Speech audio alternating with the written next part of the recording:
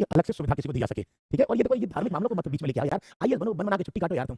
और एक बात और बता दूं देखो आपको मेरी तरफ से, तुम लोग इसमें बहुत सारे लोग ना तैयारी कर रहे हो, कोई किसी एग्जाम की कर रहा होगा, कोई किसी की कर रहा होगा, कोई आईएएस की कर रहा होगा, कोई पीसीएस की कर रहा होगा, ठीक है। तुम्हारा सपना बहुतों का कुछ बनना होगा, ठीक है। लेकिन आज की डेट में मैं आपकी जानकारी के लिए बता दूं, वर्तमान में केवल यही दो तीन नौकरी ऐसी हैं, एक है आईएएस, एक आईपीएस, मतलब ये सिविल सर्विसेज के एग्जाम में, ठीक है, इसमें, और पीसीएस, यही दो एग्जाम है जिनमें नौकरियां हैं वास्तव में, बाकी सब बेकार है। बताऊं आपको सही से, कोई और गवर्नमेंट जॉब देखो, कोई भी और गवर्नमेंट जॉब, जिंदगी बेकार हो जाती है।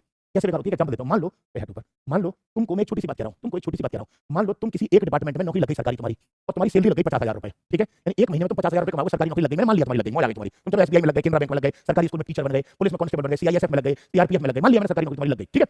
अब बताओ 50,000 रुपए सैलरी हुई तुम्हारी, सही है। तक साल में महीने होते हैं 12, यानी कि साल में पैसे कमाओगे 6 लाख रुपए, सही है। अब मुझे एक छोटी सी बात बताना, आप छोटी सी बात बताना, 6 लाख रुपए में तुम खुद का भी घर चलाओगे, बाल बच्चे भी पालोगे, अपने बच्चों को पढ़ाओगे लिखाओगे, राशन पानी भी सब करोगे, क्या ये संभव है कि 6 लाख रुपए में तुम कर लो? पॉसिबल है, तुम सब ये कर लो। और तुम्हारी नौकरी कितने साल की होगी? मैक्सिमम 35 साल के आसपास, 60 साल तक की, 24-25 साल तक लगता है बंदा ठीक ठाक से ट्रेनिंग व्रेनिंग करके।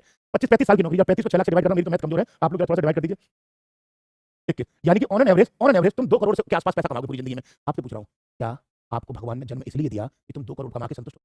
आज की डेट में तुम अगर अपनी जिंदगी में एक मकान भी बनवाओगे तो 50-60 लाख रुपए का मकान बनेगा। अगर एक बेटा और एक बेटी की शादी भी ठीक से करोगे तो 20-25 लाख रुपए ऑन एवरेज लग जाते हैं। 1 करोड़ रुपया तो इसमें लग गया, और जो 1 करोड़ बचा है उसमें आप अपने परिवार को पालोगे, आपको लगता है? इसलिए मेरा तो आप लोगों से बस सुझाव है कि आप जो भी ड्रीम देखो ना, इतना ऊंचाइयों का देखना, इतना ऊंचाइयों का ड्रीम देखना कि उसके बाद अगर नीचे गिरो भी ना तो गिरते समय चोट ना लगे। ये याद रखना हमेशा, केवल सरकारी नौकरी की तरफ मत भागो। भगवान ने जन्म दिया है तो कुछ करके जाना है यहाँ से, जिंदगी को बेवजह ऐसे मत गुजारने देना भाई, ठीक है। चले आगे, यहाँ तक क्लियर हो गया आपको? आर्टिकल 14 से लेकर, मतलब 12-13 को हटा दो, उसके बाद आर्टिकल 14 से लेकर 18 तक कोई डाउट है?